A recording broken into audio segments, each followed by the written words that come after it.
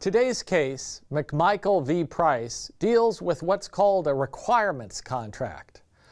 Hanley T. Price sold sand through his business, the Sooner Sand Company. He and McMichael entered into a contract in which McMichael agreed to supply Price with all the sand that Price could resell for the next 10 years at a price of 60% of the market price at the sand's destination. So Price, aka Sooner Sand, is the plaintiff and the purchaser from McMichael. It's a little bit confusing because it seems that Price contract speaks as Price as being a seller, but he's actually a reseller of sand that he buys from McMichael. So after some time under this contract, McMichael refused to continue supplying Price with sand, and so Price sued to enforce the contract.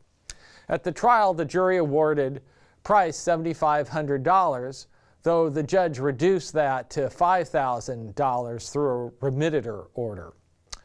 McMichael argued in this case that his contract with Price was invalid because the contract was not mutual. If Price decided to go out of business, he would no longer be obligated to purchase any sand from McMichael. In particular, McMichael pointed out that Price had, quote, no established business and was not bound to sell any sand whatsoever, unquote. We are reading the decision from the Oklahoma Supreme Court. That's one reason it's called Sooner Sand, because it's a Sooner state. The court must decide whether requirement contracts are void for lack of mutuality, because the purchaser can avoid his obligation by going out of business. The court finds that this is not the case. Each of the parties does have an obligation under the contract. Price, the purchaser, reseller, must not buy sand from anyone else. If Price does, McMichael could sue him for breach of contract. You should see that this promise not to buy from anyone else is a legal detriment that helps satisfy the consideration requirement.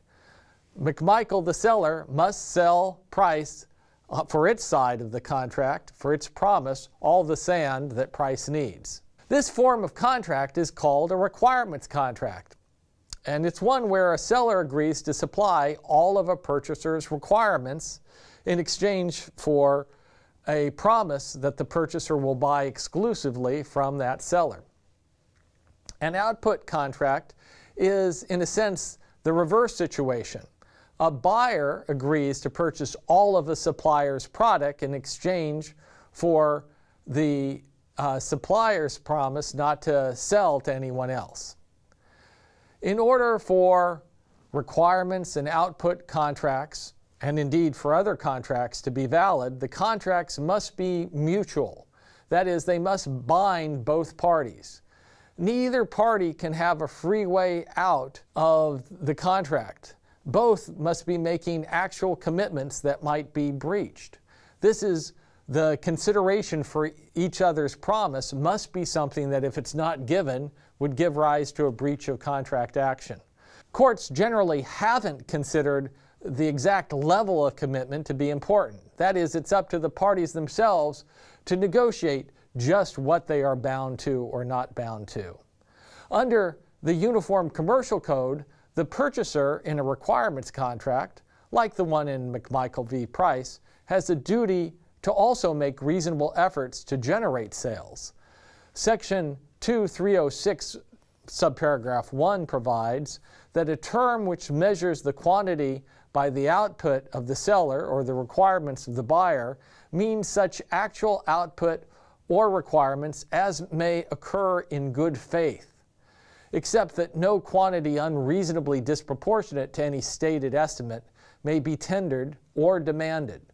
Under the UCC, then, McMichael would have a legal claim against Price if he decided to stop selling sand entirely for no good reason.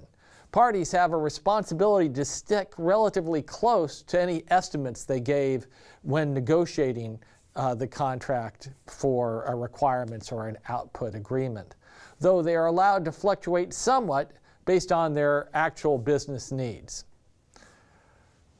So under the UCC, which of the following would violate Price and McMichael's contract? A, Price makes no effort to resell and never orders sand from McMichael. B, McMichael refuses to sell Price more than half the amount of sand Price had estimated he would need. C, Price orders from McMichael 20 times more sand than he suggested he would need. Or D, all of the above. Well, all of these actions here would violate either the terms of the contract or Section 2306 of the UCC. The estimated amount of sand is presumptively reasonable, and so McMichael's refusal to sell Price more than half the estimated amount violates his promise. If Price requests no sand or 20 times as much sand as he said he would need, a court would likely find that the amount required were unreasonably disproportionate to the earlier estimates.